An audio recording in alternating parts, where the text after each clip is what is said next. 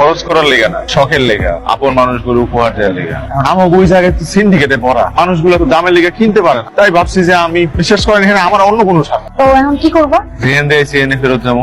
এই শহরে তো আমার আর কিছু বাকি রইল না। ওরা দেখে খারাপ পোলা মনে হয় না, অথচ ভালো পোলাই মনে হয়। তুমি একটা কাম করো, তুমি এখন থেকে আমার পাশে বসা। আমি আপনার পাশে বসে কি করবো? আরে আমার পাশে বসে তোমার ওখানে আমি একটা টেবিল ফলাই দিব, টেবিলে তুমি টাকার ব্যবসা করবা, যেটা করতে ওটাই করবা এখন থেকে, পারবো না? তার মতো কিন্তু পুঁজি বুঝি বুঝি বুঝি আমি তোমার দিতেছি, যাও না বলবো এটা 50-50 দুজন বাকি হলো কি পারবো না?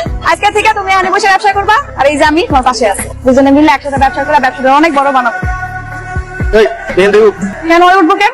উঠবো কারণ হচ্ছে যে ওইখানে ব্যবসা করতে পারবো না। এখানে ব্যবসা করতে পারবো না কেন? হাওলাত ভাই, এই ব্যবসাটা আমার, আমি নিজে দিছি। হাওলাত ভাই, আমি এখানে 15 বছর ধরে ব্যবসা করতেছি, এই জায়গাটা আমার নেওয়া, এটা লেগে আমি টাকা দিই মাসে মাস। এখানে বড়ই হয়েছে বিজনেস করতে করতে।